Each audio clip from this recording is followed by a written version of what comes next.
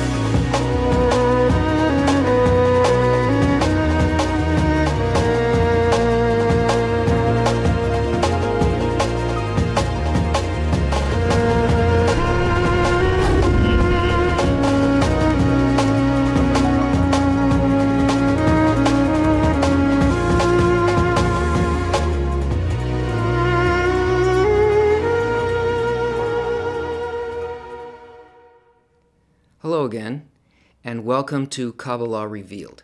I'm Tony Kosinec. In our last lesson, we learned about the screen, Masach, the primary tool of attainment in the method of Kabbalah. And just to sum it up quickly, the screen is an intention to receive in order to bestow to the Creator. That is, that the creature creates in itself a quality, a similar quality to the quality that surrounds it, an inner quality that has a similarity of form, an equivalence of form, with the property, the attribute of bestowal outside of it. That is, its act of receiving becomes an act of giving. And we also learned that all motion in the higher reality, in the spiritual worlds, happens only as a result of this law of equivalence of form.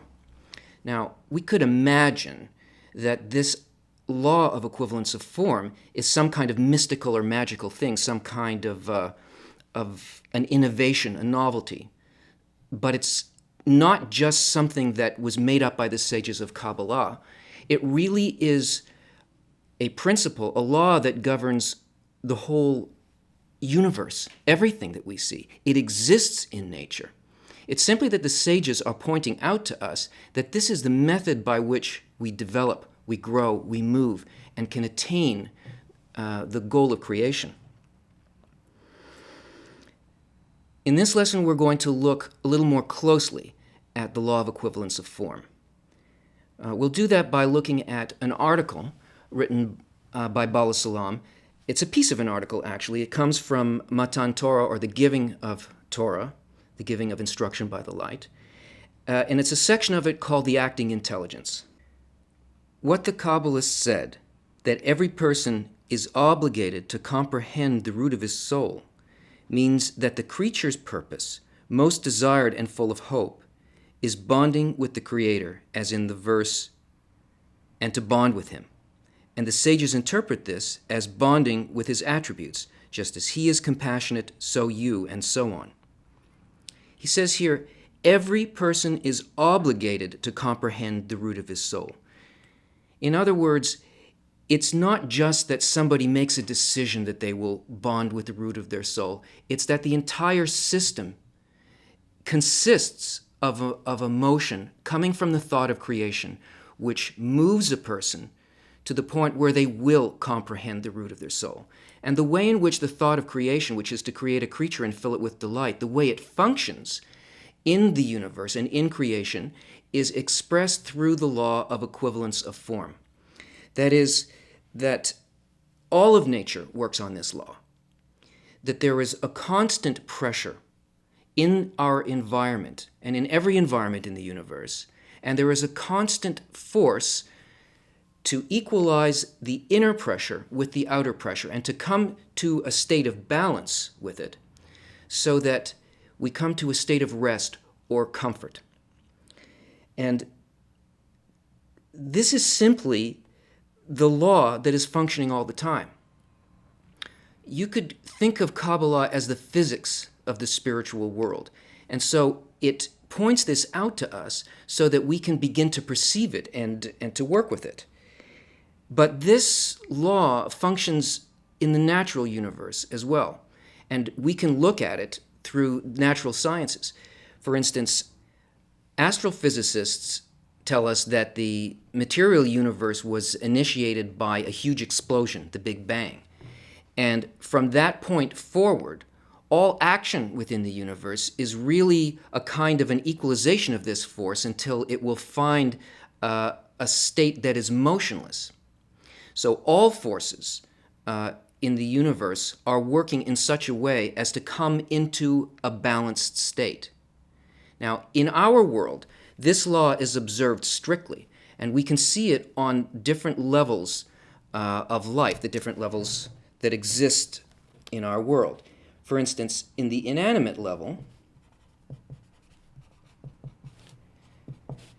we see that there is a movement of forces, tectonic plates, or the motion of weather, wind, and water, constantly seeking a kind of a balanced state with each other. And we see also the vegetative level obeys this law by absorbing things that it needs from light, which is outside of itself, through a kind of photoelectric process, chemical process, or the movement of minerals through it with a kind of an equalization of hydraulic forces that will move it through its stem and through its leaves. In the animate level, animals, you'll see movement of animals to areas where there's food and all of the appropriate things for their survival. If external forces and conditions change, there's a constant shifting so that they come into alignment with it. But on the human level, we don't keep this law of equivalence of form, because we don't live in an environment like the environment of the inanimate, vegetative, and animate level. These are already taken care of. These things are already perfected. They already work according to this law. And the human level, we are up against laws that we have no sense of, and we don't know how to observe these laws. So the human level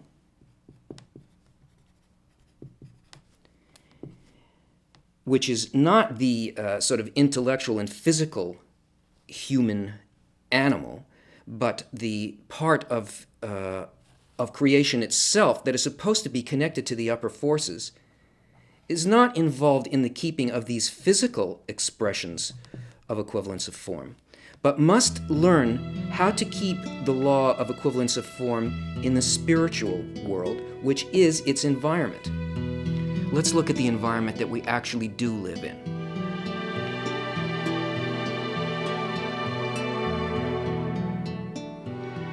The world that surrounds the human level is based on exactly the same principle of nature, but it's a completely different order of nature, because the human level is a level of feeling, thoughts, and intentions, and there are laws and forces that work on us that are of that nature.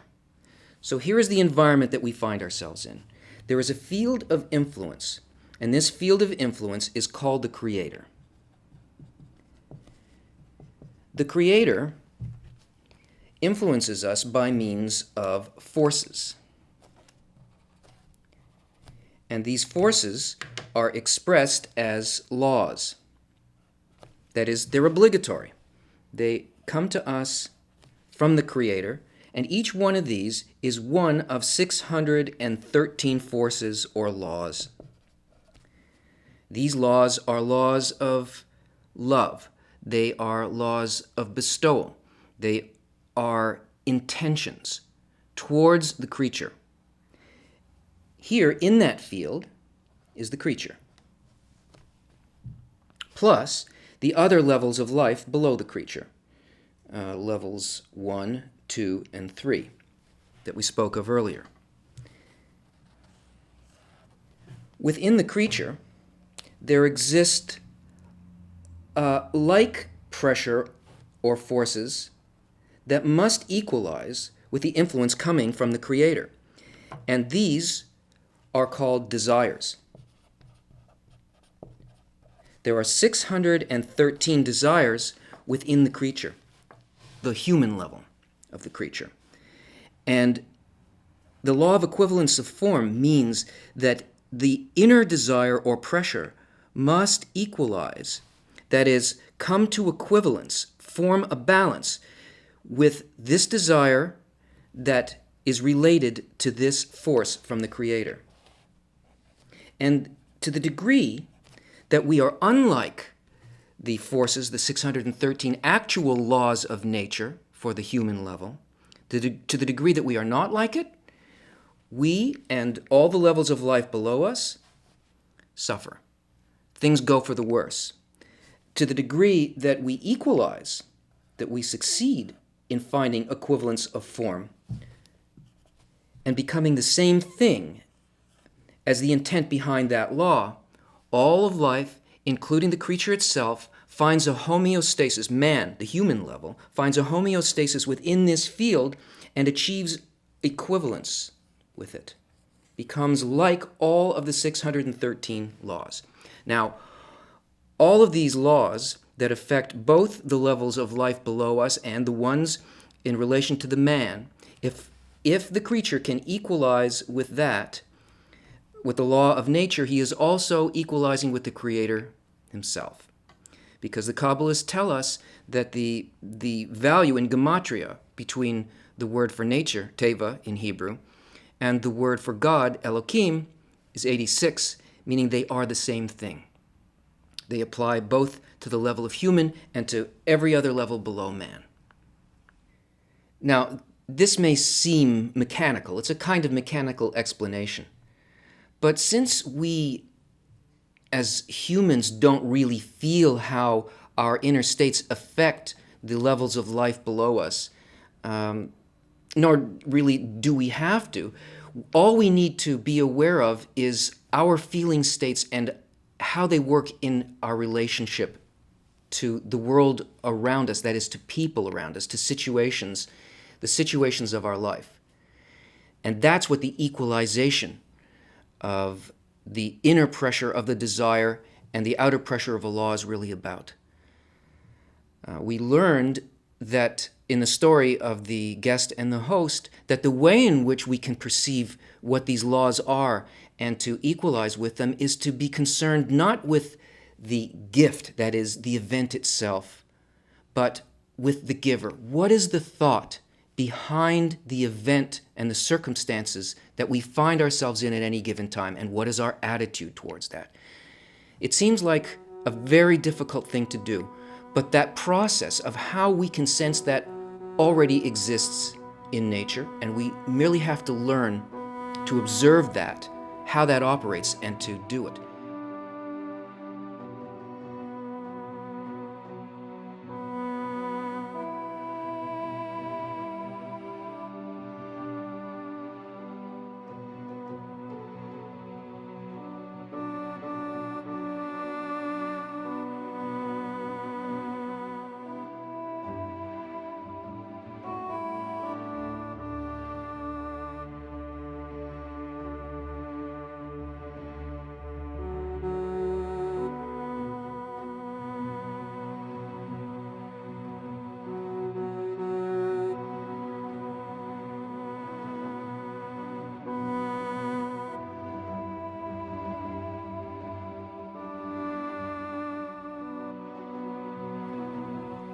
Now, let's return to the article, The Acting Intelligence by Bala Salam. And as we read this, try to connect to the author's thought and to his feeling, but especially try to connect to the thought and feeling behind why he is expressing this to you. The Acting Intelligence. I will explain by way of an illustration. we observe that in every deed performed in the world, there adheres and remains in that deed the very mind which performed it, so that in the table we sense the mindful craft of the carpenter and his command of his craft, whether great or small. For at the time of his work he evaluated it with his knowledge and intelligence, so that one who examines that deed and thinks about the mind concealed therein realizes that it is from its inception bound up with the mind that made it. That is, they are in fact unified. We can see in everything that appears in this world that there is a thought behind it. It simply doesn't arise out of nothing. There is, in the world that we see before us, definitely craftsmen behind the objects. And we know from this physical example that the intention, that is the quality of the work, the care, what it is that was intended for our use, can be felt even in the simplest things. It's what we call quality. It is a sensation, not that this is an expensive or simply a beautiful object, but that if you really look at it, what you are sensing is the intention behind that thing. The quality of the mind, the quality of the desire to give an object or a circumstance of beauty to us. And we may look at a physical object and perhaps we will be blinded by its opaque quality. But to the degree that we desire to feel and know and become like that thing behind it, that is, I want to know what my friend's experience was. I want to know what the artist meant by this. I want to feel the message that is really intended in this. If I just take the object as it is, I can't understand anything. But if I look at the object, I can feel the mind of the artist, of the craftsman. Now, I'm skipping here. And he goes on to say, and therefore when someone thinks about his friend's performance and he comprehends the intelligence that he exercised in that performance, then both are equally involved in one power and intelligence. They are now, in fact, unified like a man who chances upon his beloved friend in the market and embraces and kisses him, and to draw them apart is impossible on account of the great bond between them. In other words, if the person who perceives this thought behind the giving is in contact with the thought, he is in contact with precisely the same point of origin out of which the object and the intention behind it emerged. And he's bonded with his friend behind the object, behind the event. That is, I understand what the artist meant by this. I feel the idea conveyed to me, not at a distance, but I'm bonded with that idea. I am one with the mind of the one who intended it. And therefore, generally speaking, that aspect of intelligence of which we speak is the power and the intelligence which is found between the Creator and the creatures. It is the intermediary between the Creator and the creature. That is, he emanated one spark of intelligence by which all returns to him. All these things that are presented to us as physical occurrences, as inner feelings, as sensations, as desires, as fulfillments, all of these things that appear to be outside of us are actually the mind of the Creator, that is, the thought of the Creator conveyed to us on the level on which we can accept it. And if our desire is to understand why this was given, the quality of love behind what is given, then we bond with that intermediary. And the light, this is the intelligence emanating from the source. And recall the verse, all of them you made with wisdom. That is, he created the whole universe with his wisdom, that is, with this thought. And therefore, he who merits to comprehend the ways in which he created the universe and its order surely bonds with the intelligence of him who caused them, and thus he bonds with the blessed Creator. The acts of the Creator are not the physical things. Remember, the environment that the human lives in is not the environment of physical acts, which is already perfectly in balance with the laws of nature. The environment of the human is the thought of the Creator. And this is what a person can connect with. They can connect with the cause. And the bonding with it is simply to enter into the same thought and the same intention. Once this begins to happen, we are no longer separated in an external world, in a physical world, but we are connected with that point that emanates everything into this world. And this is done through a relationship with the Creator.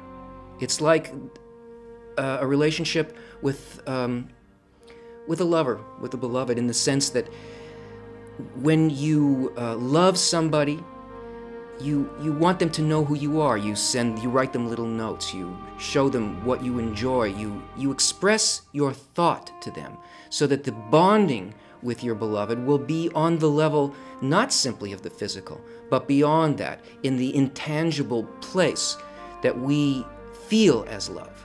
So these constant events that evolve in our lives are like notes of love, a beckoning on the part of the Creator to come to Him.